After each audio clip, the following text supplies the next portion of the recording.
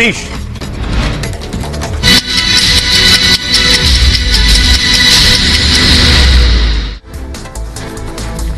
और आइए शुरुआत करते हैं आज की एक सबसे बड़ी खबर के साथ। आगे बढ़ेंगे उससे पहले आपको तस्वीरें दिखाते हैं। इनको देखिए, ये कार्यक्रम में हनुमान की भूमिका निभा रहे थे, लेकिन अचानक हार्ट अटैक आया और गिर गए। दिल का दौरा पड़ा है। फुल स्क्रीन लीजिए इस तस्वीर को। ये हनुमान जी बने थे, आप देख रहे हैं, कार्यक्रम में मौजूद थे। ये मंचन का कार्यक्रम था। ये देखिए, अचानक हार्ट अटैक आया और ये शख्स जमीन पर गिर गया। हनुमान के रोल में था। कैसे नाचते नाचते कार्यक्रम करते करते मौत आ गई, पता भी नहीं चला। ये देख रहे हैं आप, ये मैनपुरी की तस्वीरें मैं आपको दिखा रहा हूं।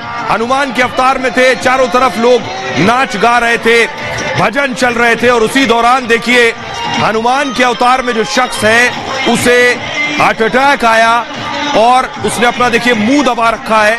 वो कुछ समझ पाता, आसपास के लोग कुछ समझ नहीं पाए आखिर हुआ क्या है। और अचानक देखिए वो गिर गया। बच्चों के पैर के पास देखिए आकर गिरा है। दिल का दौरा पड़ा था, मौके पर ही मौत हो गई। तो इस तरह से मौत जो पता ही नहीं चल रहा है आखिर हो क्या रहा है, और अचानक मौत हो जाती है। ये डराने वाली तस्वीरें हैं। आखिर क्यों हार्ट अटैक के केसेस बढ़ गए, ये मैं आगे आपको बताऊंगा। लेकिन ये जो तस्वीरें आप देख रहे हैं, ये तस्वीर देखिए, सिर्फ 15 सेकंड में हार्ट अटैक आया है और ये शख्स गिर गया। बच्चे के पैर के पास गिरा है और तुरंत मौत आ गई। देखिए, ये कार्यक्रम चल रहा है, सामने बहुत सी महिलाएं बैठी हुई हैं, बच्चे बैठे हुए हैं, आकर ये शख्स गिरा है और ये इसकी मौत हो गई है। आइए एक और तस्वीर आपको दिखाते हैं। बरेली से आइए, सज्जन को आप देख रहे हैं, ये डांस कर रहे थे और डांस करते करते ये देखिए गिर गए और हार्ट अटैक आ गया। फुल स्क्रीन लीजिए तस्वीरें जरा। ये जो तस्वीर है, ये तस्वीर बरेली से। देखिए, आप समझे जब तुझे देखिए, हाथ हिला रहे थे, डांस कर रहे थे और तभी दिल का दौरा पड़ा और सीधे उसी जगह पर गिर गए। ये जो हार्ट अटैक की कहानियां, ये जो हार्ट अटैक की खबरें बढ़ रही हैं, क्या इनका ताल्लुक कोरोना से है? क्या जिन्हें कोरोना हुआ है उनमें इस तरह के दिल के दौरे की समस्या अचानक बढ़ गई है? ये मैं आपको दिखाऊंगा। ये देखिए, ये शख्स कुछ समझ पाता तब तक गिर गया।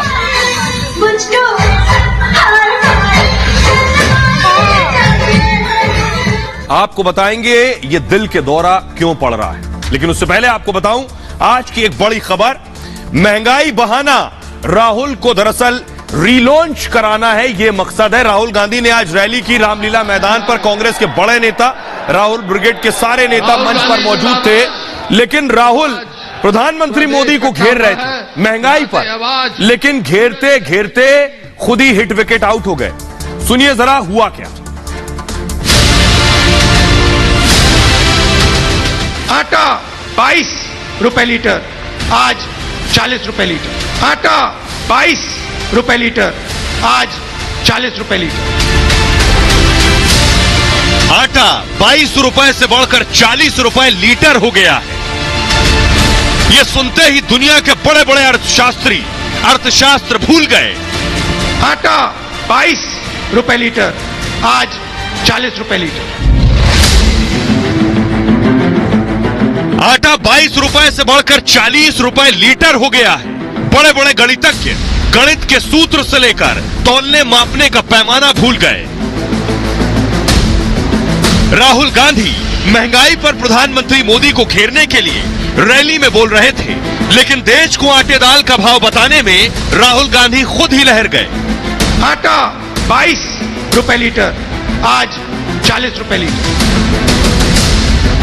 अब ऐसे में यह कहना गलत नहीं होगा कि कांग्रेस चाहे लाख कोशिश कर ले, सोनिया गांधी राहुल गांधी को स्थापित करने के लिए भले ही पूरी पार्टी को दांव पर लगा दें और राहुल खुद को सबसे काबिल नेता दिखाने का भरसक प्रयास कर ले, लेकिन सच बाहर आ ही जाता है और रैपर में लपेटकर जनता के बीच राहुल की नुमाइश की कांग्रेस की कोशिश बेपर्दा हो ही जाती है।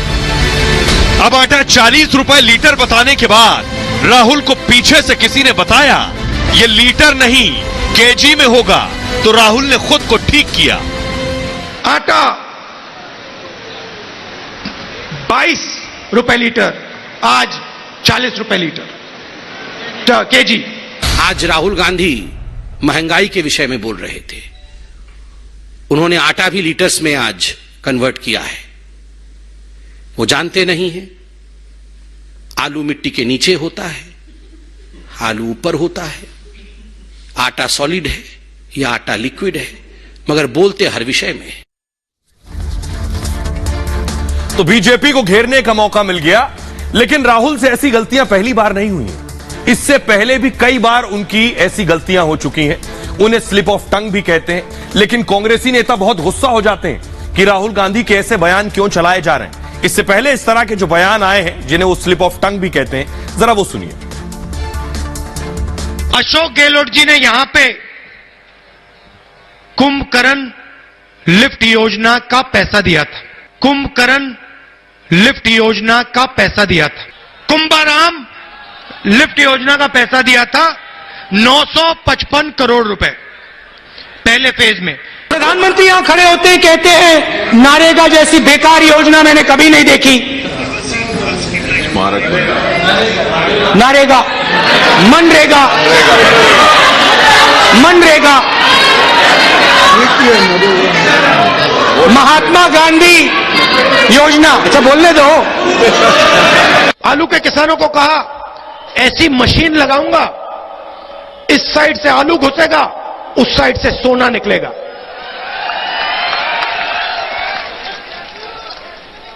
इस साइड से आलू डालो, उस साइड से सोना निकालो। इतना पैसा बनेगा, आपको पता नहीं होगा क्या करना है पैसे का। और ये जो आलू और सोने वाली कहानी है, कांग्रेसी नेता कहते हैं दरअसल राहुल गांधी प्रधानमंत्री नरेंद्र मोदी की बात को दोहरा रहे थे। बहरहाल जो रैली हुई है, इस रैली को राहुल का रीलॉन्च कहा जा रहा है। क्यों, देखिए जरा, ये आपको बताने जा रहे हैं। रैली हो रही थी दरअसल महंगाई पर रैली थी, जिसपे सिलेंडर, आटा, आलू, नींबू, गाजर, टमाटर, इन सब पर महंगाई पर बात हो रही थी। लेकिन बात किस पे हो रही थी? ईडी पर। इन्फोर्समेंट डायरेक्टरेट ने राहुल गांधी को बुलाया, कितने घंटे बैठाया, क्या सवाल के जवाब दिए। राहुल गांधी तो और बैठकर जवाब देने को तैयार हैं। महंगाई पर यह सब बात हो रही थी। रामलीला मैदान में कांग्रेस के सारे दिग्गज जुटे थे। दिल्ली के रामलीला मैदान में रैली थी। राहुल ने इस रैली से केंद्र सरकार पर हमला बोला दरअसल, लेकिन महंगाई पर कम बात की और सियासत ज्यादा की।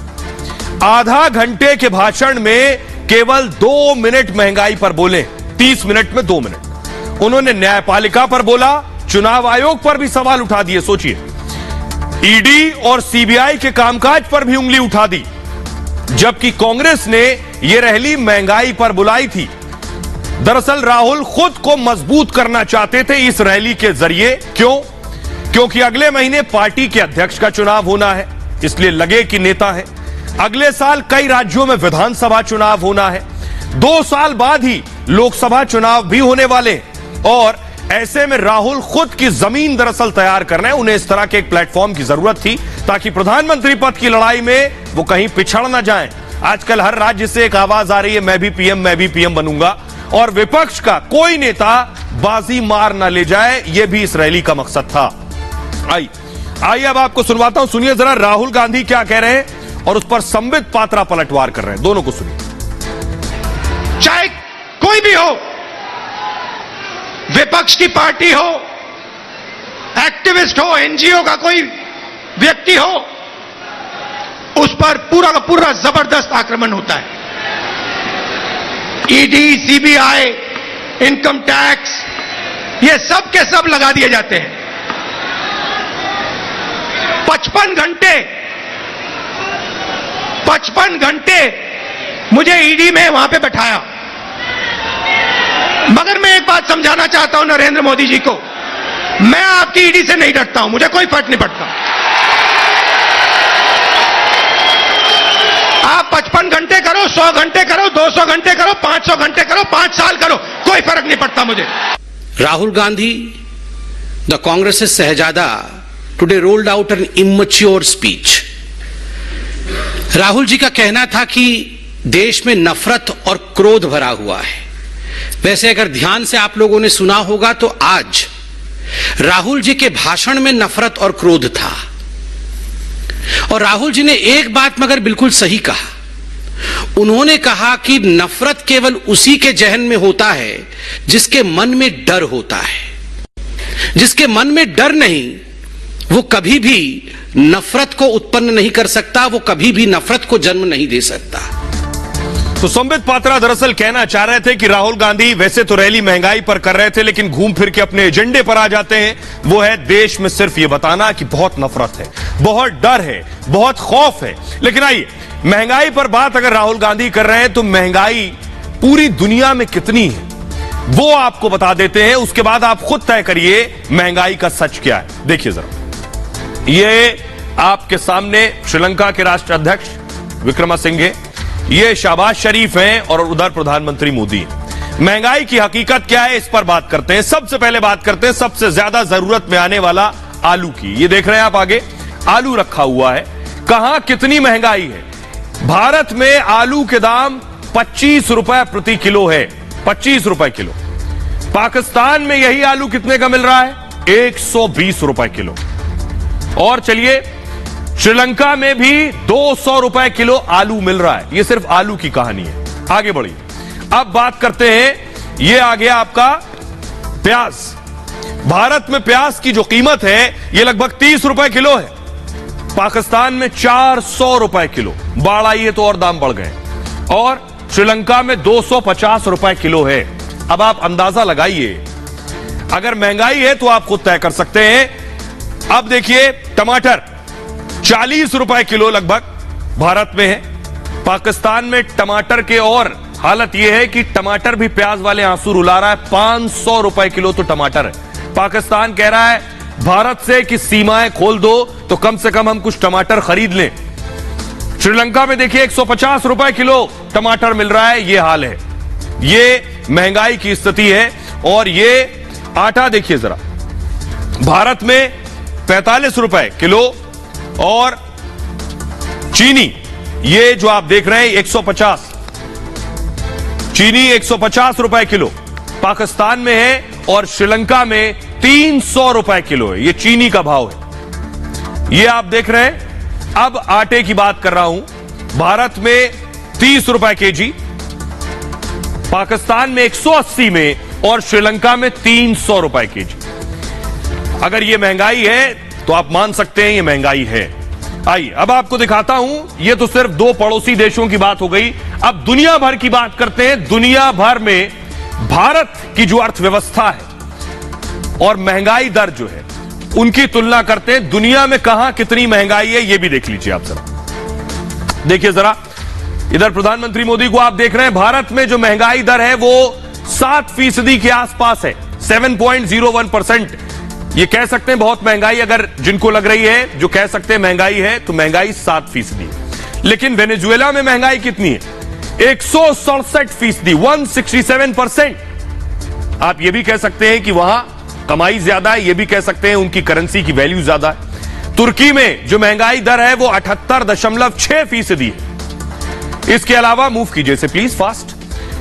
श्रीलंका में 61% महंगाई दर है, भारत में 7% है, पाकिस्तान में 22% महंगाई दर है। उस अनुपात में अगर आप देखेंगे तो भारत में महंगाई दर सबसे कम है। रूस में 16% महंगाई दर है और पोलैंड में 15.5% महंगाई दर है, भारत में लगभग 7%। ब्राजील में भी 11.9% है, भारत से ज्यादा है। स्पेन में 10.2% महंगाई है। ब्रिटेन में 9.5% इन्फ्लेशन रेट है। ये लगभग दुनिया के बड़े देशों की महंगाई दर से मैंने भारत की तुलना की है। आप अंदाजा लगाइए। अब जरा सुनिए राहुल गांधी क्या कुछ कह रहे हैं और संबित पात्रा उन्हें क्या जवाब दे रहे हैं। महंगाई, मेरे पास आंकड़े हैं। 2014 में एलपीजी का सिलेंडर 410 रुपए का था, आज 1050 रुपए का है। पेट्रोल 70 रुपए लीटर, आज तकरीबन 100 रुपए लीटर। डीजल 55 रुपए लीटर, आज 90 रुपए लीटर। सरसों का तेल 90 रुपए लीटर, आज 200 रुपए लीटर। दूध 35 रुपए लीटर, आज 60 रुपए लीटर। आटा 22 रुपए लीटर, आज 40 रुपए लीटर केजी। भाई और बहनों, हिंदुस्तान ने ऐसी महंगाई कभी नहीं देखी। दादाजी कहते थे गरीबी हटाना है, नानी जी कहती थी गरीबी हटाना है, पिताजी कहते थे गरीबी हटाना है, माताश्री कहती थी गरीबी हटाना है। मगर आलम यह था कि 2014 से पहले 22% लोग भारतवर्ष में गरीबी रेखा से नीचे थे और आज 12% लोग इस गरीबी रेखा से ऊपर उठ चुके हैं। एक ऐसा कालखंड था यूपीए के राज के समय जब 22 महीनों तक जो महंगाई दर है वो 9% या 9% से ऊपर रही। तो महंगाई पर चारों तरफ शोर है, तो दक्षिण भारत में टीआरएस यानी चंद्रशेखर राव की पार्टी ने एक वीडियो ट्वीट किया, वो आपको दिखाते हैं। ये सिलेंडर आप देख रहे हैं, सिलेंडर पर प्रधानमंत्री मोदी की तस्वीर लगाई है, लिखा है 1105 रुपए का देश में सिलेंडर हो गया और इस पर हाय तौबा है। ये जो सिलेंडर की कीमत है, ये कहा गया चंद्रशेखर राव जो पीछे नीतीश कुमार से मिलने आए थे, उनकी पार्टी की तरफ से ट्वीट किया गया कि सिलेंडर के दाम बहुत बढ़ गए। तो आइए देखते हैं दुनिया में सिलेंडर के दाम कितने हैं, उसके हिसाब से तय करते हैं कि दरअसल ये देखिए आपके सामने आ गया। सबसे पहले पेट्रोल से शुरू करते हैं। भारत में पेट्रोल है 97 रुपए, 97 रुपीज, डीजल लगभग 90 रुपए में है और घरेलू गैस सिलेंडर 1053 के आसपास है।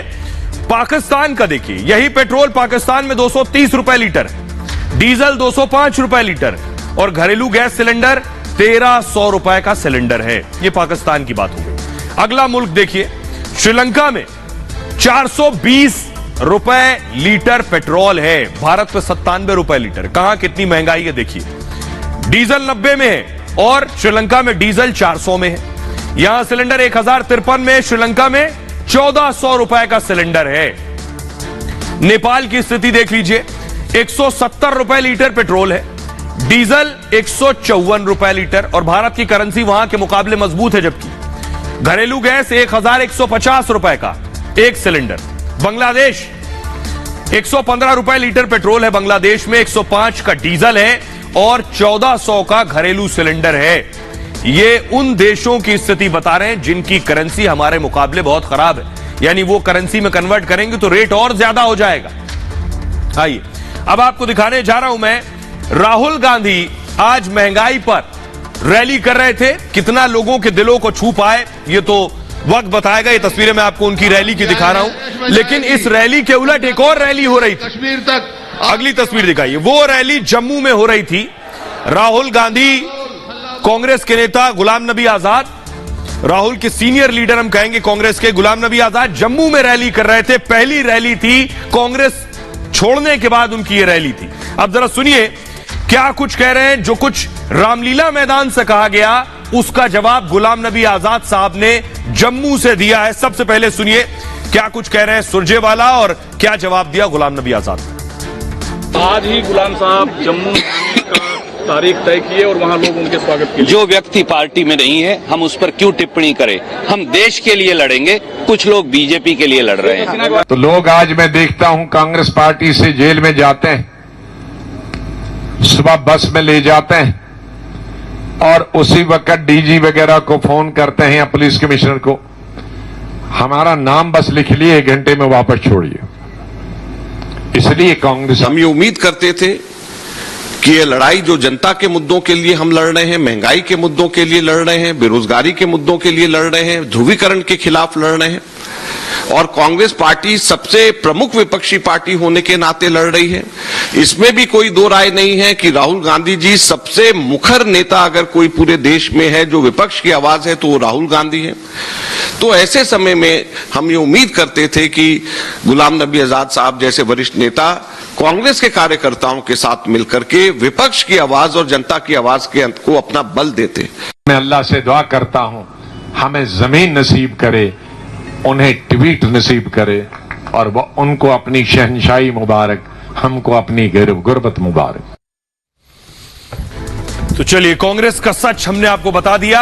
अब खबरों में आगे बढ़ते हैं। आज की एक और बड़ी खबर है, वो ये कि योगी आदित्यनाथ जब सत्ता में आए तो उन्होंने कहा था कि जो भी मुगलिया नाम हैं उन्हें हम बदल देंगे। उन नामों की जरूरत आखिर क्या है और क्यों है, कोई क्यों उन नामों के साथ खड़ा होगा?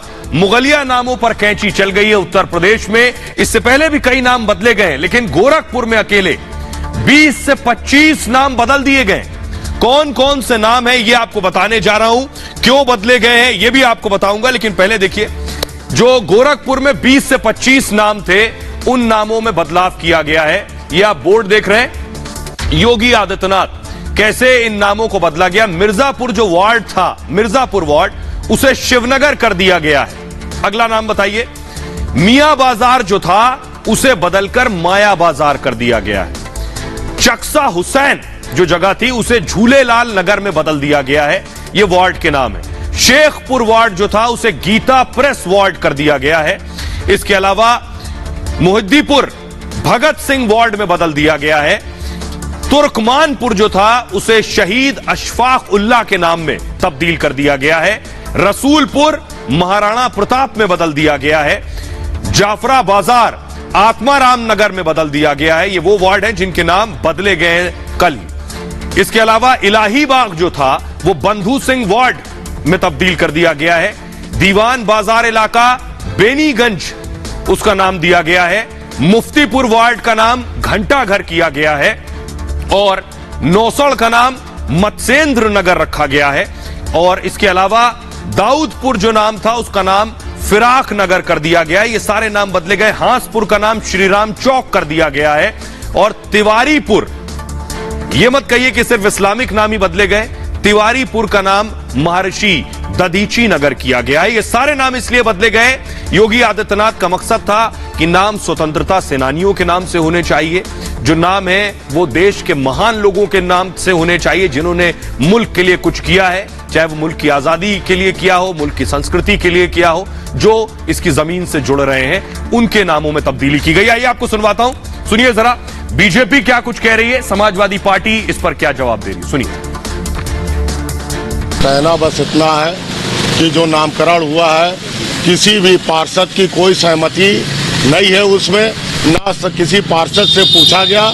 और इस नामकरण को लेकर के पूरे वार्ड की आवाम में एक गहरा रोष है।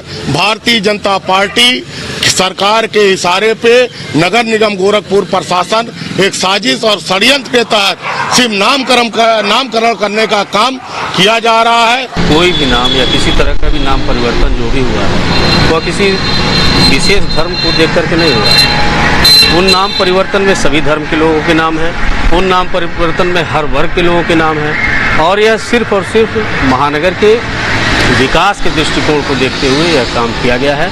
मेरे हिसाब से गोरखपुर को एक अलग पहचान मिल रही है।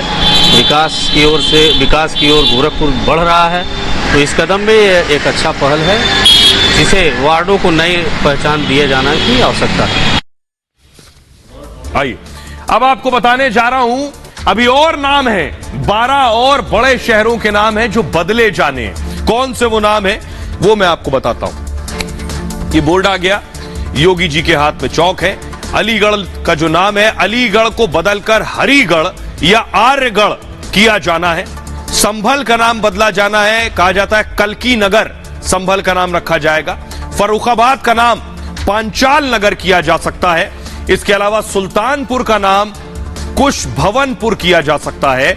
इसके अलावा फिरोजाबाद का नाम चंद्र नगर में तब्दील किया जा सकता है। शाहजहांपुर का नाम शाजीपुर किया जाएगा भविष्य में और आगरा का नाम अग्रवन फ्यूचर में हो सकता है। मैनपुरी का नाम मयानपुरी योगी आदित्यनाथ रख सकते हैं। गाजीपुर का नाम गढ़ीपुरी रखा जा सकता है।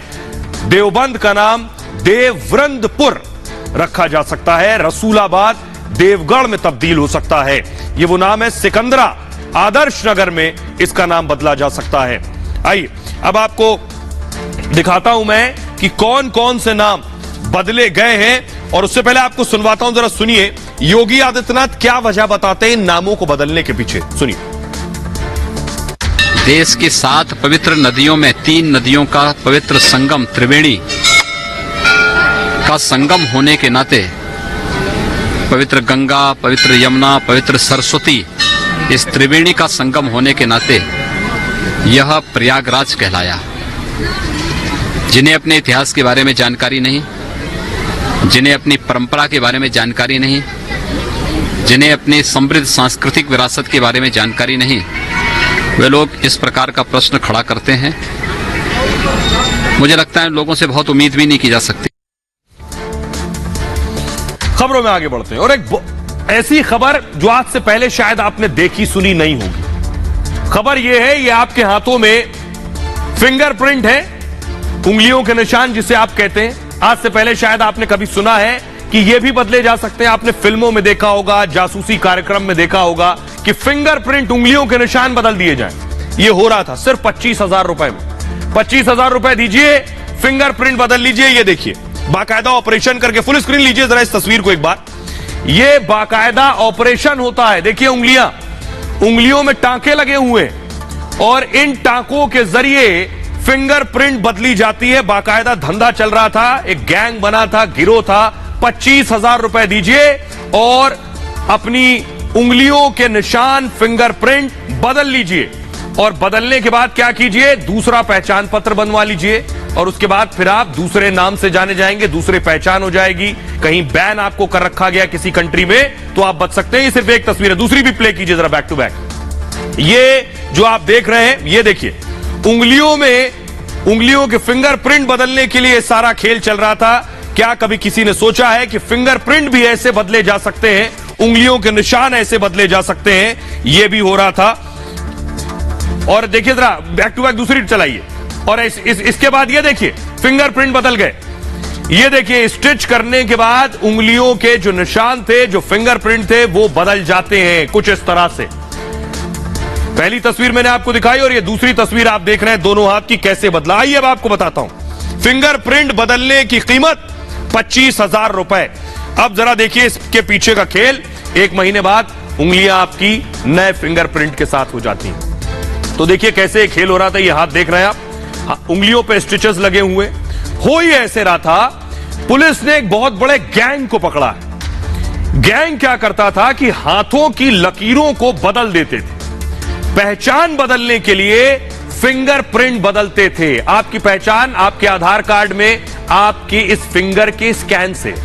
अगर आप दूसरा आधार कार्ड बनवाएंगे और यही उंगली को रखेंगे स्कैन पर तो बताएगा कि नहीं, आपका आधार बना हुआ है, आपका दूसरा आधार नहीं बन सकता। अगर आपने अपनी फिंगरप्रिंट चेंज करवा ली तो आप दूसरा आधार बनवा सकते हैं, दूसरे पहचान बनवा सकते हैं। बस वही खेल हो रहा था। फिंगरप्रिंट बदलकर नया पहचान पत्र बनाते थे ये लोग। पहचान पत्र के लिए उंगलियों की बाकायदा स्कैनिंग होती है और नए पहचान पत्र के साथ क्या करते हैं, जब पहचान पत्र बदल गया तो खाड़ी देशों में घुस जाते हैं नए पहचान के साथ। पुलिस ने ऐसे 4 आरोपियों को गिरफ्तार किया है। एक सर्जरी की कीमत 25,000 रुपए है एक बार में अगर आप सर्जरी कराएं। 2 लोग मिलकर सर्जरी गैंग चला रहे थे। और भी लोग होंगे जिनको पकड़ना बाकी है, लेकिन फिलहाल 2 लोग वो पकड़े गए जो सर्जरी कर रहे थे और 2 वो पकड़े गए जो सर्जरी करवा रहे थे। 36 साल का जी नागा रेड्डी गिरफ्तार किया गया इस मामले में। नागा रेड्डी एक्सरे का दरअसल काम करता है। 39 साल का वेंकट रमन्ना भी गिरफ्तार किया गया है। वेंकट रमन्ना क्या करता था, एनेस्थीसिया टेक्नीशियन था। आपके हाथों को सुन्न कर देगा जिस वक्त ये सर्जरी हो तो आपको दर्द ना हो।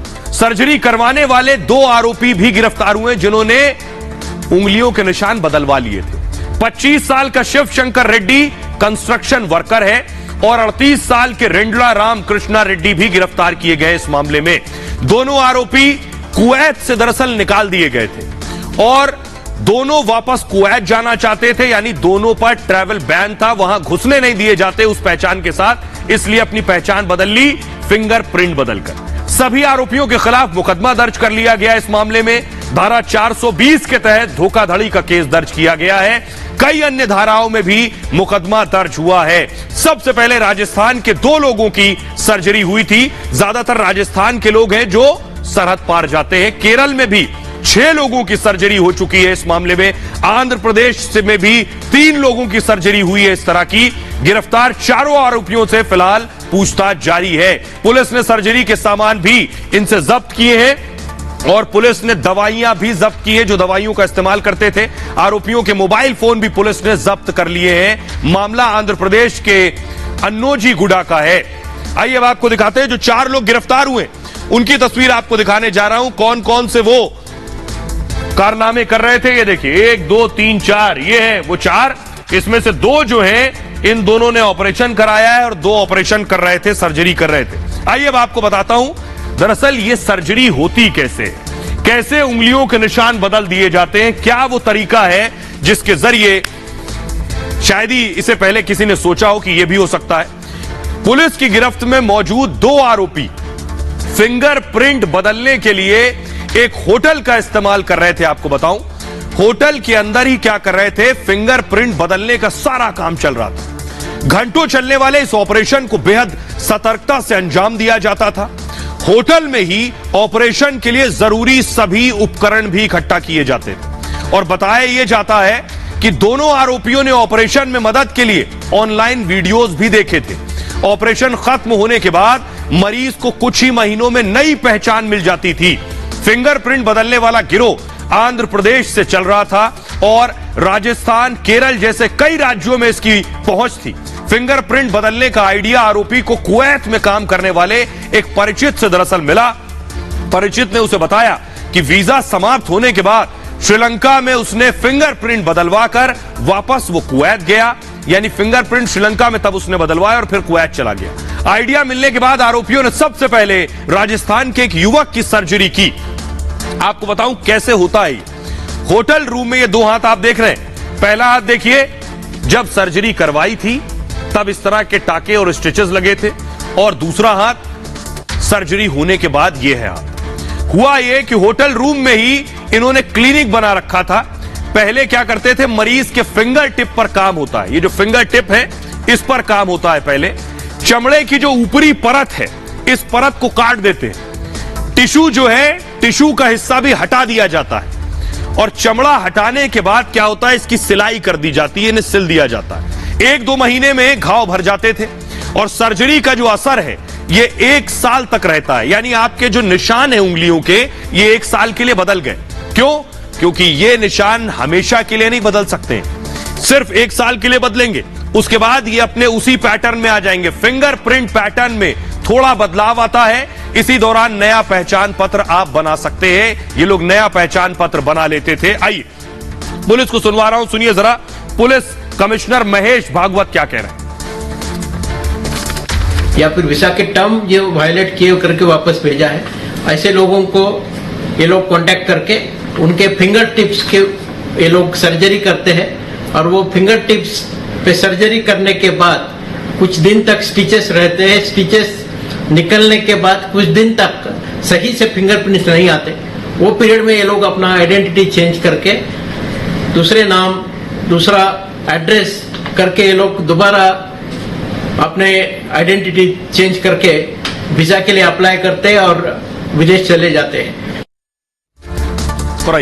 अब मैं आपको तस्वीर दिखाने जा रहा हूं। जब पुलिस होटल में पहुंची तो उस होटल में क्या क्या बरामद हुआ ये आप देख रहे हैं पुलिस कमिश्नर को, और ये बाकायदा वो तस्वीरें हैं, ये हाथ की फोटो आप देख रहे हैं, ये सारे वो उपकरण हैं जो सारे उपकरण इस्तेमाल किए जा रहे थे, ये सर्जिकल चीजें हैं जिन्हें इस्तेमाल कर रहे थे, ये दवाइयां मिली हैं, ये सारी चीजें एक होटल के कमरे में हो रहा था।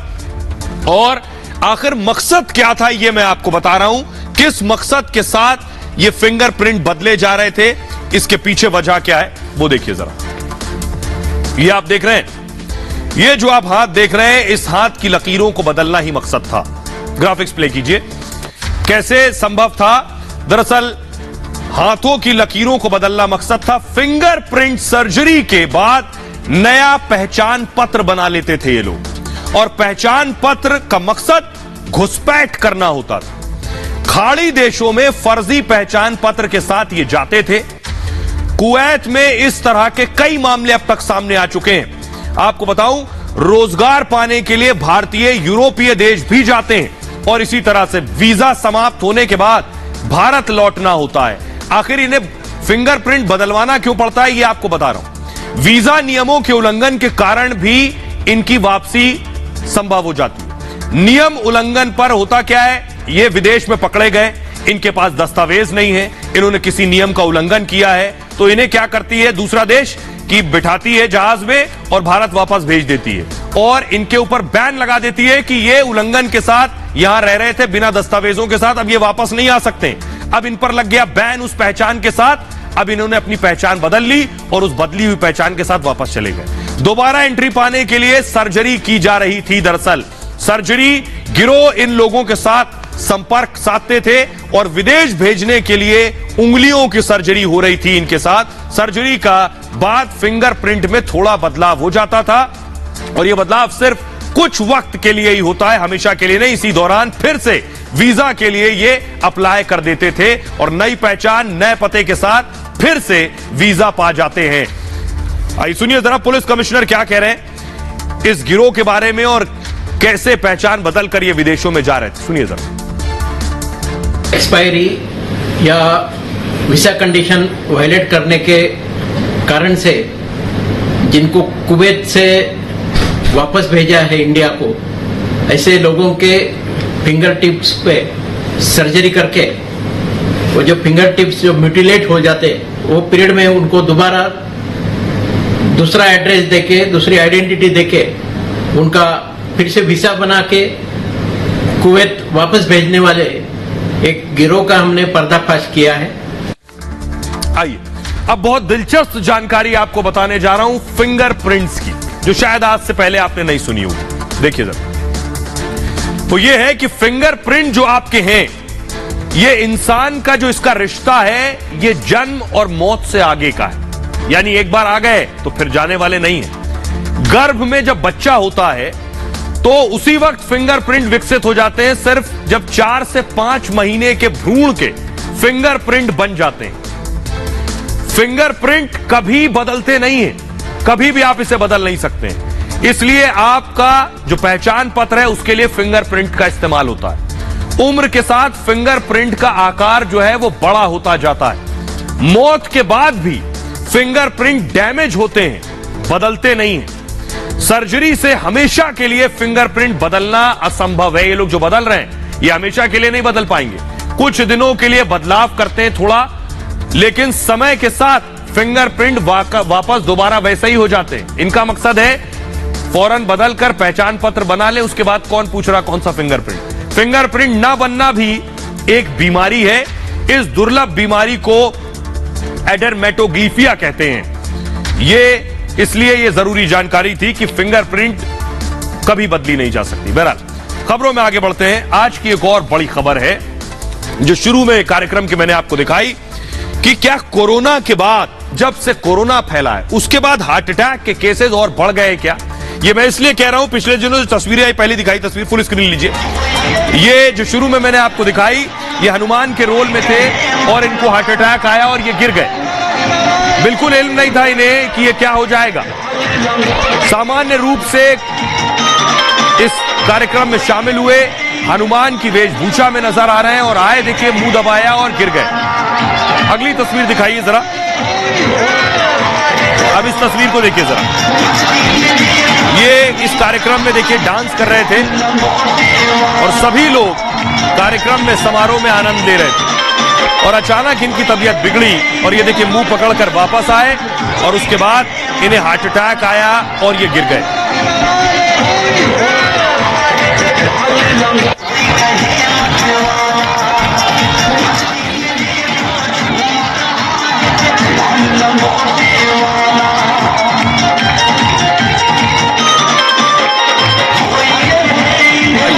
तो मैं आपको दिखाता हूं कि आखिर इन्हें हार्ट अटैक कैसे और क्यों आया। पहले ये देखिए।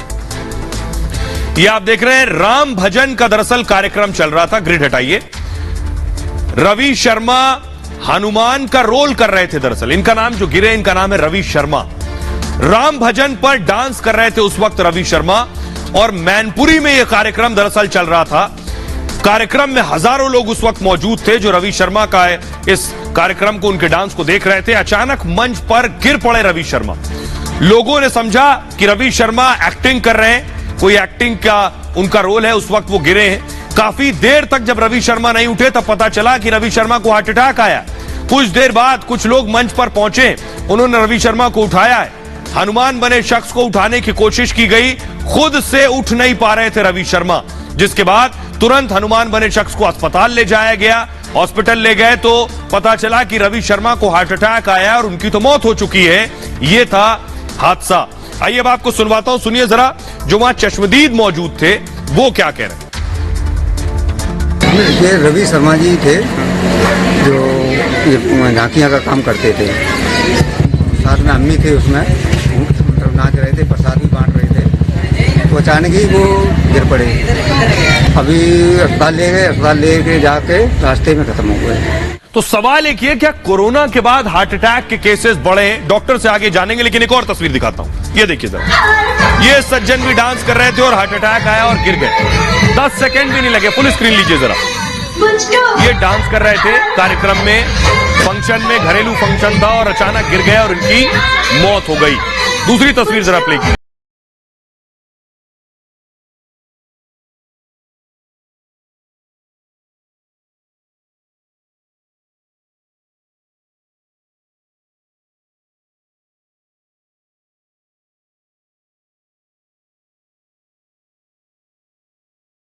डांस कर रहे थे, उन्हें इल्म भी नहीं था कि ऐसा हो जाएगा, और देखने में बिल्कुल फिट लग रहे हैं, सामान्य तरीके से डांस कर रहे हैं, और अचानक देखिए पल भर भी नहीं लगा, कुछ सेकंड में ही सीधे वो गिर गए। आइए अब आपको बताते हैं, ये घटना दरअसल बरेली की है। बुनियादी सवाल यही कि क्या इसका भी कोरोना से ताल्लुक है, क्या कोरोना के बाद इस तरह के पेशेंट्स में इजाफा हुआ है। ये देखिए जरा। होटल में दरअसल पार्टी के दौरान ये डांस कर रहे थे सज्जन, एक गाने पर काफी देर तक जमकर नाचते रहे, अचानक डांस फ्लोर पर ही गिर पड़े उसके बाद। लेकिन लोगों ने यह समझा कि यह भी कोई डांस स्टेप का हिस्सा है। अमूमन इस तरह के केसेस में लोग यही समझते हैं। आसपास के लोग पार्टी का आनंद उठा रहे थे, उस दौरान कोई कुछ समझ नहीं पाया, लेकिन कुछ लोग युवक के नए स्टेप का इंतजार कर रहे थे। काफी देर तक प्रभात कुमार डांस फ्लोर से नहीं उठ पाए, जिसके बाद लोगों ने पहले प्रभात को आवाज लगाई कि वो उठ जाए, कोई जवाब नहीं मिला। उसके बाद कुछ लोग प्रभात के पास पहुंचे, उन्हें उठाने की कोशिश की, फिर प्रभात को फौरन अस्पताल लेकर गए, लेकिन प्रभात की हार्ट अटैक से मौत हो चुकी थी। यह इस तरह का दूसरा मामला बरेली के होटल से यह हैरान करने वाली तस्वीर सामने आई। दोस्त के बर्थडे में पहुंचे थे प्रभात कुमार और पशु चिकित्सा विभाग में सहायक असिस्टेंट थे प्रभात। दरअसल लाइव मौत का यह वीडियो सोशल मीडिया पर वायरल है। आइए अब बड़ी चीज यह है कि प्रभात की जो मौत हुई है, ये जो हार्ट अटैक के केस हैं, ये अचानक क्यों बढ़ रहे हैं। हमारे साथ डॉक्टर मनोज जुड़ रहे हैं, उनसे जानते हैं। डॉक्टर मनोज, अगर मेरी आवाज आपको मिल रही है तो जरा दर्शकों को संक्षेप में बताइए, हार्ट अटैक के मामले क्यों बढ़ रहे हैं। पोस्ट कोविड कॉम्प्लिकेशंस या लॉन्ग कोविड में भी हमने ये देखा है कि बहुत लोगों को आर्टरी में और वेन में थ्रोम्बोसिस हुई। आपके माध्यम से दर्शकों को ये मैं बता दूं कि सबसे इम्पॉर्टेंट चीज जो है ये समझनी है, पैथोलॉजी जो हार्ट अटैक में होती है उसमें क्या होता है कि एक चर्बी सी जमी होती है दीवारों पे, वो फटती है और उसके बाद वो क्लॉट बनता है, और जिसके वजह से जो धमनियां हैं, जो मांसपेशियों को, हृदय की मांसपेशियों को ब्लड सप्लाई करती है, वो बिल्कुल ऑक्लूड हो जाती है, उसका बिल्कुल कट ऑफ हो जाता है। तो कोविड में ये देखा गया है कि कोविड जो है एक लंग्स की बीमारी के साथ साथ इसमें कोविड में सबसे बड़ी जो चीजें होती हैं कि उसमें जितनी ब्लड वेसल्स हैं या जो हमारी धमनी और सिराएं, उनकी लाइनिंग जिसको हम लोग एंडोथेलियम कहते हैं, उसको ये नष्ट कर देती है। आइए अब मैं आपको दिखाता हूं वो आंकड़ा जो ये बताता है, जो ये कहता है कि कोरोना के बाद हार्ट अटैक के केस बढ़ गए। कोरोना के बाद दिल के दौरा पड़ने के मरीजों की संख्या में इजाफा हुआ है, हार्ट पेशेंट्स में बढ़ोतरी हुई है। ये देखिए जरा, ये आप कोरोना वायरस देख रहे हैं, इसने क्या सीधे दिल पर हमला किया है। कोरोना से तबाही के बाद हार्ट अटैक के केस बढ़े हैं। WHO की रिपोर्ट में बाकायदा इसका खुलासा हुआ है। वर्ल्ड हेल्थ ऑर्गेनाइजेशन की रिपोर्ट कह रही है कोरोना के बाद दिल के मरीज बढ़े हैं। पिछले 2 साल में हार्ट की बीमारियों के केस बढ़ गए। हार्ट मरीजों की संख्या में 15% तक का इजाफा हुआ है, 15%। यूरोपीय जर्नल की रिपोर्ट में यह खुलासा हुआ है बाकायदा। भारत चीन में तेजी से हार्ट फेल के केस बढ़ रहे हैं, यानी हिंदुस्तान और चीन में सबसे ज्यादा मामले बढ़ रहे हैं। सिर्फ भारत चीन में विश्व के 46.5% यानी 46.5% केस बढ़ गए हैं सिर्फ चीन और भारत में। महाराष्ट्र में भी हार्ट अटैक के केस को लेकर सर्वे हुआ है। 2021 जनवरी से जून के बीच 3000 मौत हुई है और मुंबई में 6 महीने में हार्ट अटैक से 3000 मौतें हो गई अब तक। 2020 में इन्हीं 6 महीनों में 500 लोगों की मौत हुई थी। सोचिए, 2020 में 500 लोगों की मौत हुई इन्हीं 6 महीने में, और 21 में इन्हीं 6 महीनों में 3000 लोगों की मौत हुई है। आइए डॉक्टर से पूछते हैं सीधे। हमारे साथ डॉक्टर जुड़ रहे हैं, डॉक्टर राजू व्यास हमारे साथ जुड़ रहे हैं, जो बताएंगे। डॉक्टर राजू व्यास, मेरा सवाल आपसे ये, अगर आपको आवाज आ रही है, कि कोरोना के बाद से हार्ट अटैक के केस और बढ़ गए, कोरोना का इसमें रोल है कोई?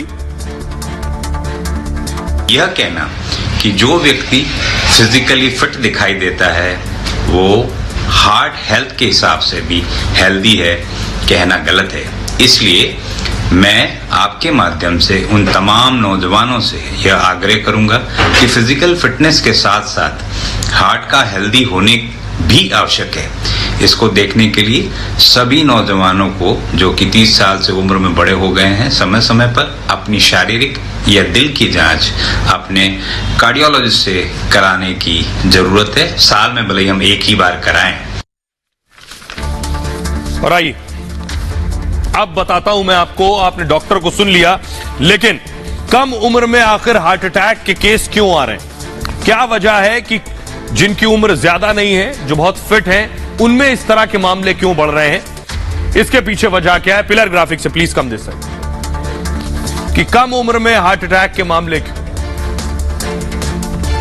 आइए कैम 2 से मैं आपको बता रहा हूं कि आखिर कम उम्र में इस तरह के केसेस क्यों बढ़ रहे हैं। लोगों को बीमारी का दरअसल पता नहीं होता है। एक बड़ी वजह यह है, जिम में ज्यादा एक्सरसाइज और ज्यादा घातक होती है, हैवी वेट लिफ्टिंग से भी नुकसान होता है, और जिम में ज्यादा प्रोटीन भी घातक होता है। एक्सरसाइज से पहले वार्म अप भी जरूरी है, और जिम वर्कआउट लिमिट में होना चाहिए, यह भी एक वजह है। स्मोकिंग एक वजह है। धूम्रपान से खून की नसें जाम हो जाती हैं, हार्ट अटैक का खतरा 8 गुना बढ़ जाता है। साथ ही साथ हाई कोलेस्ट्रॉल का जो हाई लेवल हार्ट बीमारियों की वजह है। कोलेस्ट्रॉल जिनका ज्यादा रहता है, 190 मिलीग्राम से ऊपर खराब कोलेस्ट्रॉल नुकसानदायक है। जंक फूड एक वजह होता है।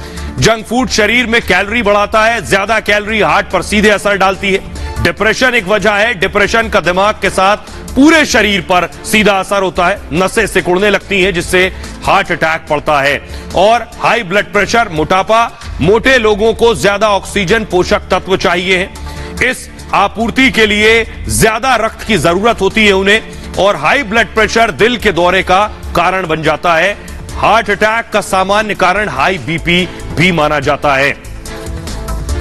आइए खबरों में आगे बढ़ते हैं, इसलिए अपना बहुत ख्याल रखिए। खबरों में आगे बढ़ते हैं। अब बात झारखंड की है। कल सोरेन का क्या होगा? हेमंत सोरेन, ये आप देख रहे हैं, हेमंत सोरेन के जो विधायक हैं, अगली तस्वीर दिखाइए जरा।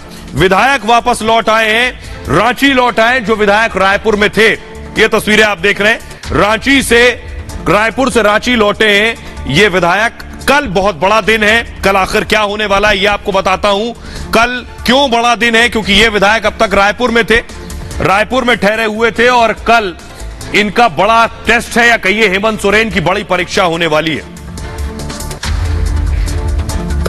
तो कल विश्वास प्रस्ताव पेश कर सकते हैं हेमंत सोरेन। बड़ी खबर यह, अब तक विधायक दूसरे राज्य में थे, छत्तीसगढ़ के रायपुर में रुके हुए थे। हेमंत को अपनी सरकार बचानी थी।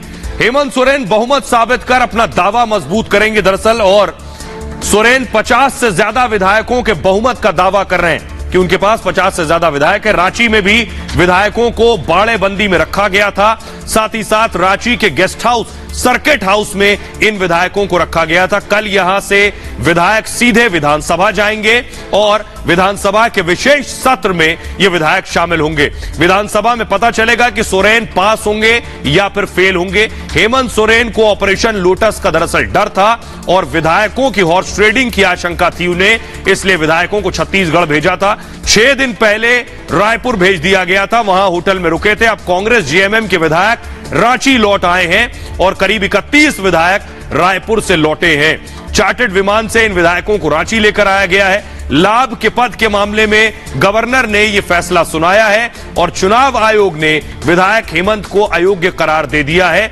10 दिनों से गवर्नर के फैसले का इंतजार हो रहा है कि गवर्नर झारखंड के राज्यपाल रमेश बैस दिल्ली पहुंच गए हैं। दिल्ली में फिलहाल वो राज्यपाल सोमवार को वापस लौट सकते हैं। आइए अब आपको सुनवाता हूं, सुनिए जरा हेमंत सोरेन क्या कह रहे हैं। जिस तरीके से विपक्ष अपने षड्यंत्रकारी जाल बिछा रहा है, वो सभी जाल कुतरे जाएंगे। एक एक करके उनके जो जाल इन लोगों ने हमारे लिए बिछाए हैं, उसी जाल में इनको समेटकर बाहर कर दिया जाएगा। तो कल बड़ा दिन है हेमंत सोरेन के लिए। फिलहाल खबरों में आगे बढ़ते हैं। आज की एक और अगली बड़ी खबर है, नहीं रहे टाटा के साइरस मिस्त्री। प्रधानमंत्री मोदी के साथ आप उनकी तस्वीर देख रहे हैं साइरस मिस्त्री की। ये रतन टाटा भी साथ खड़े हुए हैं, टाटा ग्रुप के पूर्व चेयरमैन रहे। ये आप देख रहे हैं प्रधानमंत्री के साथ तस्वीर। अगली तस्वीर दिखाइए जरा, ये है साइरस मिस्त्री। इनका एक्सीडेंट हो गया और भीषण एक्सीडेंट में इनकी मौत हो गई। अगली तस्वीर दिखाइए, इनकी गाड़ी, ये आप देख रहे हैं, ये है साइरस की गाड़ी के परखच्चे उड़ गए और उनकी मौत हो गई इस हादसे में। अगली तस्वीर दिखाइए, हादसे के बाद की तस्वीरें हैं। ये उनके शव आप देख रहे हैं एक्सीडेंट के बाद। बाहर जो आप तस्वीरें देख रहे हैं, ये साइरस मिस्त्री की इस एक्सीडेंट में, इस हादसे में मौत हो गई है। आइए आपको बताता हूं कैसे उनकी मौत हुई है, कैसे दरअसल गाड़ी की स्पीड क्या थी, क्या वजह रही। गाड़ी उनकी बहुत महंगी गाड़ी थी, उसके बावजूद आखिर उनका एक्सीडेंट कैसे हुआ। कहा जाता है इस गाड़ी से आज तक किसी की मौत नहीं हुई।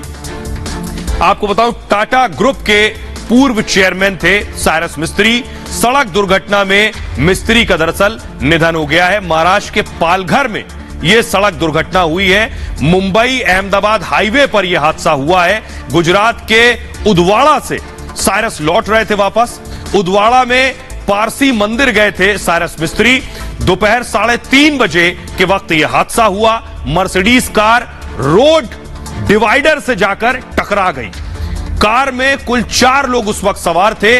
दोपहर 3:30 बजे के वक्त यह हादसा हुआ है। मर्सिडीज कार रोड डिवाइडर से जाकर टकराई है और टक्कर के बाद कार के एयर बैग जो लगे थे वो भी खुले, लेकिन साइरस मिस्त्री की उसके बावजूद मौत हो गई है। 54 साल की उम्र में मिस्त्री का निधन हुआ है। मिस्त्री के साथ एक और शख्स की भी मौत हुई जो उनके साथ गाड़ी में सवार थे।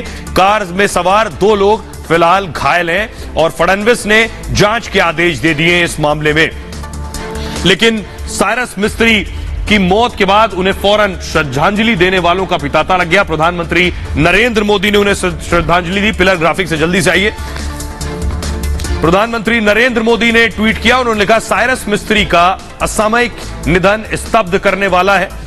वो भारत की आर्थिक शक्ति में विश्वास करते थे। उनका निधन उद्योग जगत के लिए एक बड़ी क्षति है। उनके परिवार और मित्रों के लिए संवेदनाएं, उनकी आत्मा को शांति मिले। नितिन गडकरी केंद्रीय मंत्री ने ट्वीट किया, उन्होंने लिखा सड़क दुर्घटना में साइरस मिस्त्री जी के निधन से आहत हूं। उनके परिवार के सदस्यों के प्रति हार्दिक संवेदना। सुप्रिया सुले ने लिखा, दिल दहला देने वाली खबर है, मेरे भाई साइरस मिस्त्री का निधन हो गया है, विश्वास नहीं हो रहा है। इसके अलावा हर्ष गोयंका ने लिखा है, साइरस मिस्त्री के निधन की चौंकाने वाली खबर सुनी है। वो मेरे बहुत अच्छे दोस्त थे। उन्होंने शापूर जी और पल्लोन जी ग्रुप को बनाने में महत्वपूर्ण भूमिका निभाई। आइए अब आपको दिखाते हैं उनकी तस्वीरें कुछ रतन टाटा के साथ, जिन्होंने टाटा ग्रुप को यहां तक पहुंचाया है। ये रतन टाटा आप देख रहे हैं, एक उन दिनों विवाद हुआ था जिसके बाद साइरस मिस्त्री ने टेक ओवर किया था। साइरस के बारे में आपको बताऊं कि कौन थे साइरस मिस्त्री, कहां से उन्होंने पढ़ाई लिखाई की और बड़ा नाम बनाया साइरस मिस्त्री ने।